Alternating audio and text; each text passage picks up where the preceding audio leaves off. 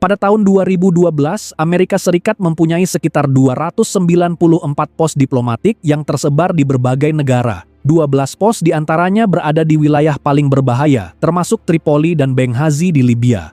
Pada Oktober 2011, pasukan gabungan Amerika Serikat, Prancis, dan Inggris melancarkan serangan udara ke Libya.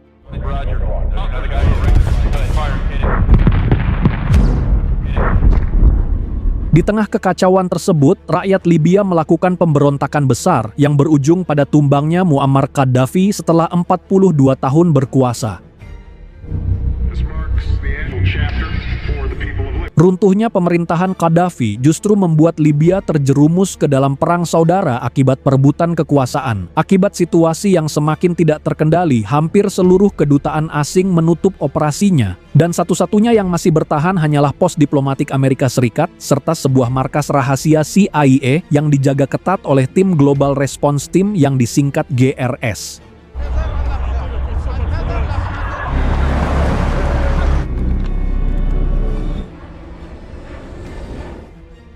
Kemudian kita diperlihatkan sebuah pesawat sipil mendarat di Bandara Benghazi. Salah satu penumpangnya adalah Jack Silva, mantan pasukan elit Navy SEAL yang ditugaskan untuk mengamankan markas CIA. Sesampainya di bandara, Jack dijemput oleh sahabat lamanya yang juga menjabat sebagai komandan tim GRS yang bernama Tyrone Woods. Keputusan Jack bergabung dengan GRS sempat mendapat penolakan dari sang istri. Namun karena faktor ekonomi dan kegagalan bisnis propertinya, Jack akhirnya tetap menerima tugas berbahaya tersebut demi menafkahi keluarganya. How's the real estate business? Pretty bad. Remnants of the revolution, man. Hey, check this out. Di tengah perjalanan menuju markas, mereka terjebak situasi mencekam. Karena jalanan telah dikuasai oleh kelompok pemberontak bersenjata yang diduga berasal dari Ansar al-Sharia. We bailing? I got a KPV. Merasa situasinya terpojok, Tyrone segera meminta bantuan ke markas. Tapi sayangnya kepala CIA cabang Benghazi yang bernama Bob menolak permintaan itu karena di markas juga kekurangan personil. It's not my call, brother. Welcome to Benghazi. Tak lama kemudian, pemimpin kelompok pemberontak mendekati kendaraan mereka dan memaksa Jack serta Tyrone turun dari mobil. Mereka berdua tentu saja menolak dan balik mengancam dengan memberitahu jika adanya drone militer Amerika yang sedang mengawasi dari udara, dan jika terjadi sesuatu pada mereka, maka pasukan Amerika tidak akan ragu menghabisi sang pemimpin pemberontak beserta keluarganya. I'm gonna go right here, right now. Your family, gone. Untungnya si pemimpin percaya dengan perkataan Tyrone. Tanpa curiga ia memerintahkan mereka segera pergi dari sana. Padahal semua yang dikatakan Tyrone hanyalah kebohongan agar dirinya bisa selamat.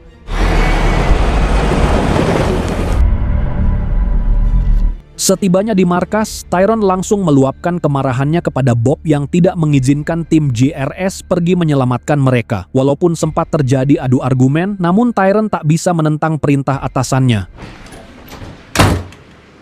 Setelah itu, Tyrone memperkenalkan Jack kepada semua anggota tim dan juga menjelaskan tugas dan tanggung jawab setiap anggota. Tyrone kemudian memperkenalkan Chris, Tig, Tonto, serta Boone yang merupakan sniper andalan tim GRS. 3 ex-Marines here and 1 ex-Army Regent. More guys. Hey. Us. Well, call me Tonto. Hey man, I'm Tig. Esok harinya, Jack menerima misi untuk mengawal 2 agen CIA yang menyamar sebagai pegawai perusahaan mobil untuk melakukan pertemuan dengan pengusaha minyak. Namun saat beraksi, Tyrone melihat ada beberapa orang yang mengikuti dan terus mengawasi mereka. Merasa situasi tidak aman, Tyrone segera menghampiri Jack dan memerintahkan mereka untuk pergi dari sana. Namun saat akan meninggalkan lokasi, ada sebuah van hijau tiba-tiba mengejar mereka sehingga terjadilah aksi kejar-kejaran. Whoa, whoa, whoa! Tight, man. He's getting aggressive. Yeah, I see him. 5 minggu kemudian, tim GRS menerima panggilan video dari Glenn yang sekarang berada di Tripoli. Glenn memberi kabar bahwa duta besar Amerika bernama Chris akan melakukan perjalanan ke Benghazi dan akan tinggal di kompleks pos diplomatik Amerika yang keamanannya sangat minim. Oleh karena itu, tim GRS ditugaskan untuk melindungi sang duta besar dan pos diplomatik tersebut. Now the ambassador deserves the best, and that's GRS, right? The real deal. A true believer. Esok hari sebelum misi pengamanan, tim GRS mendatangi kantor diplomatik untuk memeriksa sistem keamanan di sana. Mereka ingin memastikan perlindungan di sana cukup mumpuni untuk menjaga keselamatan Stephen. Sesampainya di lokasi, mereka disambut oleh tim Diplomatic Security Service atau disingkat DSS yang dikomandoi oleh Scott Wigland. Scott kemudian mengajak tim GRS berkeliling untuk menunjukkan sistem keamanan yang tersedia. Setelah melakukan pengecekan, Jack menilai sistem keamanan di tempat itu masih jauh dari standar yang seharusnya dimiliki kedutaan Amerika. Tapi seorang agen bernama Jerry mengatakan, jika lokasi tersebut hanyalah kantor konsulat, jadi fasilitas keamanannya memang terbatas. Jerry juga memberitahu bahwa mereka telah menyewa penjaga lokal dari milisi Brigadir 17 untuk membantu mengamankan area tersebut. Meski sudah dijelaskan, Jack tetap khawatir dengan fasilitas keamanan di sana. The element gets inside here, you guys are gonna fucking die. Whole compound's a fucking sniper's paradise. Let's rock. Keesokan harinya pada tanggal 10 September, Duta Besar Amerika Serikat bernama Chris Stephen tiba dengan selamat di Benghazi. Tak lupa, Stephen menyempatkan diri berkunjung ke markas CIA untuk menyapa para personel yang bertugas di sana. Setelah kunjungan singkat itu selesai, pasukan GRS langsung menjalankan misi mengawal Stephen. Tujuan berikutnya, Stephen menuju kantor wali kota untuk mengadakan pertemuan singkat sekaligus menyampaikan pidato diplomatik. It's here for you.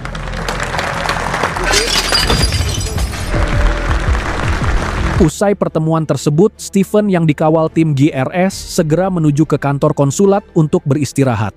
Sebelum kembali ke markas, pasukan GRS memastikan situasi di sana telah aman, sementara sebagian personel tetap bersiaga di sekitar konsulat. In Benghazi, much stronger emotion. Gentlemen, we should be good here.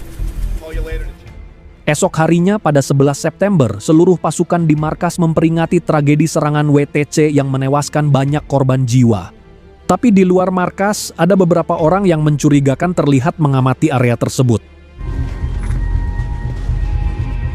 Siang harinya, para anggota GRS menghubungi keluarga mereka masing-masing untuk melepas rindu serta meminta doa dan dukungan agar bisa menyelesaikan tugas dan kembali pulang dengan selamat. Jack sendiri mendapat kabar mengejutkan dari istrinya yang mengabarkan jika dia sedang mengandung buah hati mereka. A baby. We're having a baby. Another baby? Be safe. Say we love you. I love you too. Namun saat menjelang sore, terlihat kelompok militan Ansar al-Syariah mulai berkumpul dan menyiapkan persenjataan mereka. Suasana pun terasa mencekam, seolah-olah mereka tengah bersiap melancarkan serangan besar ke suatu target. Dan benar saja, target mereka adalah kantor konsulat Amerika Serikat untuk melakukan serangan secara brutal. Kelompok bersenjata itu langsung menyerbu para penjaga 17 Februari yang berjaga di depan kantor konsulat.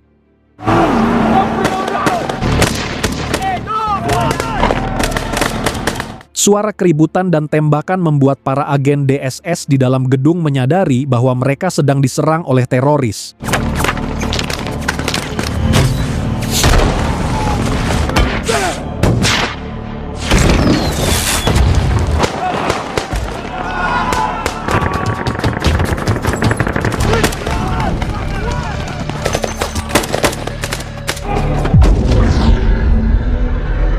Setelah menghabisi seluruh penjaga di luar, kelompok militan Ansar-Ansariyah segera masuk ke dalam gedung untuk mencari Stephen. Sedangkan para agen DSS dengan cepat mengevakuasi Stephen bersama seorang ahli IT bernama Smith ke ruang perlindungan khusus. Ruangan itu dilengkapi pintu baja anti peluru, sehingga hampir mustahil bisa ditembus. Dari dalam sana, mereka menghubungi markas CIA untuk melaporkan situasi darurat dan meminta bantuan pasukan GRS. Under attack! Let's go, man. Sementara itu, Jack dan timnya yang berada di markas melihat gedung konsulat telah dipenuhi kepulan asap, sehingga mereka bergegas ke sana dan bersiap mengirim bantuan. Namun tanpa mereka ketahui, gedung konsulat sekarang telah dikuasai penuh oleh kelompok militan dan menghancurkan bangunan, bahkan menembaki bendera Amerika. 2 vehicles station ready. Let's go. Move, move. Di saat yang sama, seorang agen menghubungi kedubes Amerika di Tripoli untuk meminta bantuan personil, dan akhirnya panggilan itu tersambung ke Africom dan Pentagon. Tango's right outside your door. Sementara anggota GRS bernama Glenn yang berada di Tripoli, dia meminta izin untuk berangkat ke Benghazi, demi membantu rekan-rekannya yang saat ini sedang bertempur. Sayangnya, kepala CIA cabang Benghazi yaitu Bob, tidak mengizinkan pasukan GRS berangkat ke medan tempur. Bob beralasan bahwa keamanan konsulat sudah ditangani oleh pasukan 17, sehingga ia meminta tim GRS tidak ikut campur. Who rescues you? Di dalam gedung konsulat, para pemberontak berusaha menerobos ruang perlindungan tempat Stephen bersembunyi. Namun karena ruangan itu terbuat dari pintu baja, mereka tidak bisa membobol ruangan itu. Pada akhirnya, mereka memilih cara yang paling kejam, yaitu dengan membakar seluruh ruangan untuk menghabisi siapapun yang masih terjebak di dalamnya.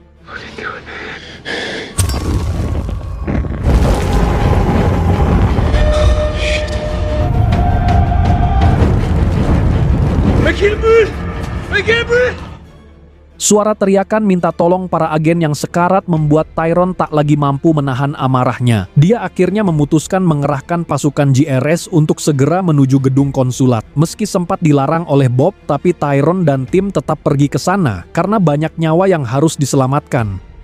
Maul, get in the fucking car now! Go!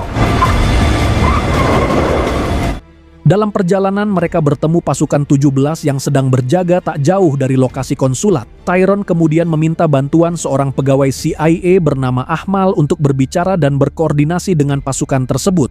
Namun tiba-tiba mereka kembali disergap oleh kelompok militan yang menyerang dari berbagai arah. Maul,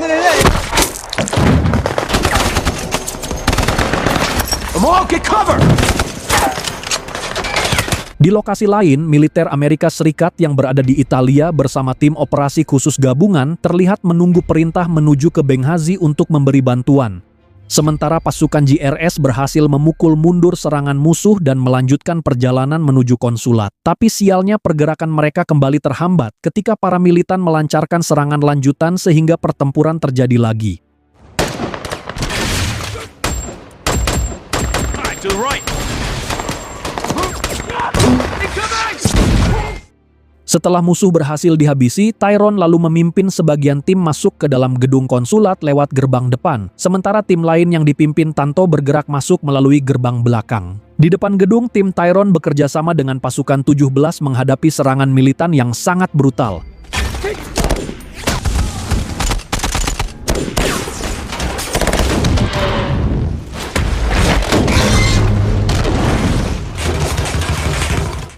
Setelah melewati pertempuran sengit, tim Tanto dan tim Tyrone berhasil masuk ke dalam gedung konsulat.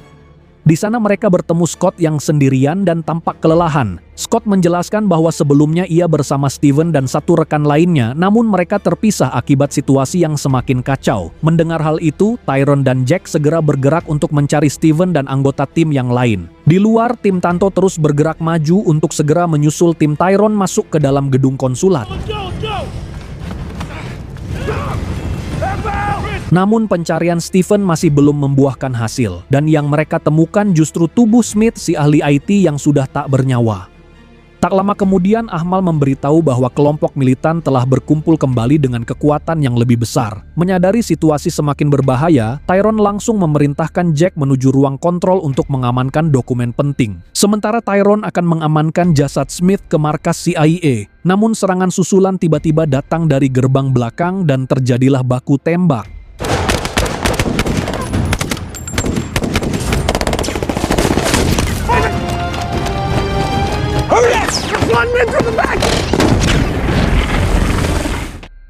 Karena situasi terdesak oleh serangan musuh, Tyrone dan tim terpaksa mundur tanpa berhasil menemukan Stephen.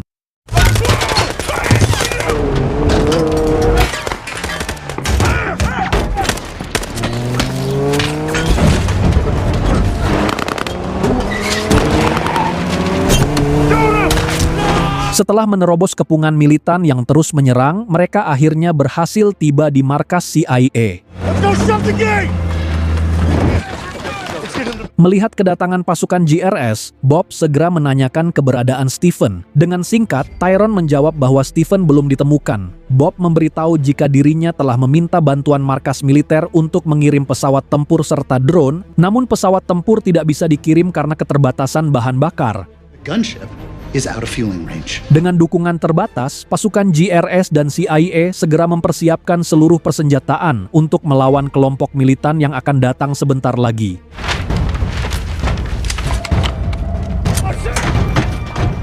Let's hustle up! Dan benar saja kelompok militan mulai bergerak menyerbu markas CIA ketika pasukan militan melempar bom Molotov ke area markas sehingga pertempuran sengit pun dimulai.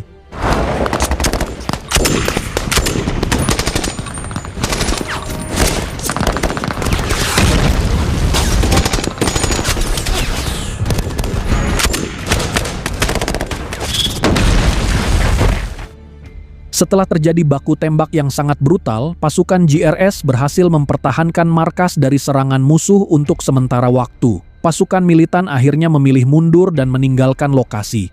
Meski situasi kembali terkendali, namun mereka harus waspada dan tetap bersiaga karena pasukan musuh bisa datang kapan saja. Di lokasi lain, Glenn dan timnya masih terjebak di Bandara Benghazi selama hampir 3 jam karena masalah birokrasi yang kacau membuat keberangkatan mereka terus tertunda.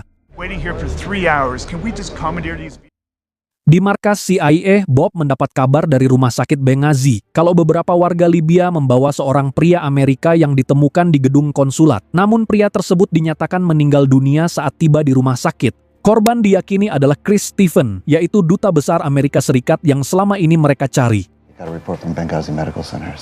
Malam harinya para agen mencoba beristirahat sejenak. Di tengah ketegangan mereka membahas alasan kelompok militan menyerang konsulat Amerika di Libya. Serangan ini diduga sebagai aksi protes terhadap film anti-Islam yang sempat ramai diberitakan media. Dan ternyata semua agen belum tahu tentang masalah ini. Tak lama kemudian, para militan kembali menyerang markas CIA dengan kekuatan yang lebih besar.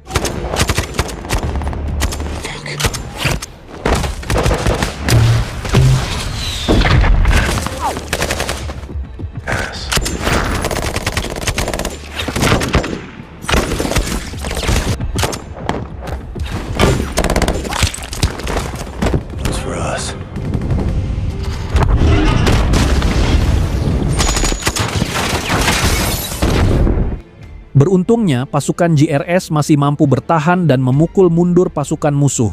Di dalam markas, agen CIA bernama Sona terus berusaha meminta bantuan militer Amerika Serikat. Namun permintaan itu masih menunggu izin dari atasan, sehingga pasukan dan pesawat tempur belum bisa bergerak. Sementara pasukan GRS yang dipimpin Glenn akhirnya tiba di markas CIA yang didampingi tentara Libya. Bersama tim Glenn, Tyrone mulai mengatur evakuasi staf CIA menuju bandara untuk mencari perlindungan di tempat yang lebih aman. Namun tak disangka para tentara Libya tiba-tiba meninggalkan lokasi, dan di saat yang sama para militan menyerang dengan senjata mortir.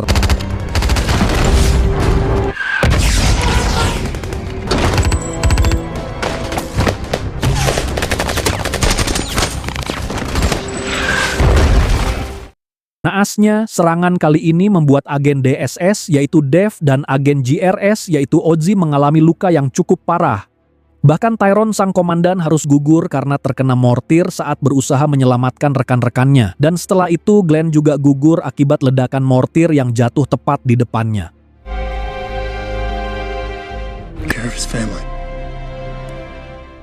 Dari kejauhan situasi semakin mencekam. Sekitar 40 kendaraan berisi pasukan bersenjata bergerak menuju markas CIA. Dengan kekuatan musuh yang sangat besar, mereka harus berjuang sampai titik darah penghabisan dan akan menjadi akhir dari perjuangan mereka. Saat pasukan yang tersisa bersiap melakukan serangan terakhir, mereka tiba-tiba menurunkan senjata. Karena ternyata pasukan yang datang adalah pasukan perlindungan Libya yang hadir untuk menyelamatkan mereka. Tanpa buang-buang waktu, pasukan militer Libya segera mengevakuasi para staf CIA dan para tentara yang selamat menuju ke bandara.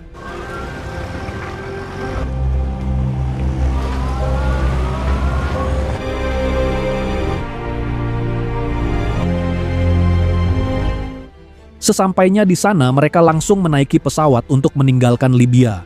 Para korban yang terluka dan kepala CIA yaitu Bob langsung diterbangkan lebih dulu ke Tripoli. Sementara tim GRS lainnya harus menunggu penerbangan berikutnya. Di tengah penantian, mereka melihat jenazah Duta Besar Amerika Serikat yaitu Christopher Stevens baru datang di bandara. Dan mirisnya hingga saat mereka pergi dari Libya, pasukan militer Amerika belum juga datang untuk membantu mereka. Bro's not coming home. Setelah pertempuran ini berakhir, diketahui 26 anggota CIA dan 5 agen negara berhasil kembali pulang dengan selamat. Sementara di Libya, ratusan ribu warga berduka atas kematian Duta Besar Christopher Stevens. Sejak saat itu, Libya resmi dicap sebagai negara telah gagal dan menjadi basis utama kelompok teroris ISIS. Sementara itu, kepala CIA dan tim GRS mendapat medali penghargaan atas keberanian dan perjuangan mereka. Mereka akhirnya memutuskan pensiun dan kembali menjalani hidup bersama keluarga tercinta. Dan film pun tamat.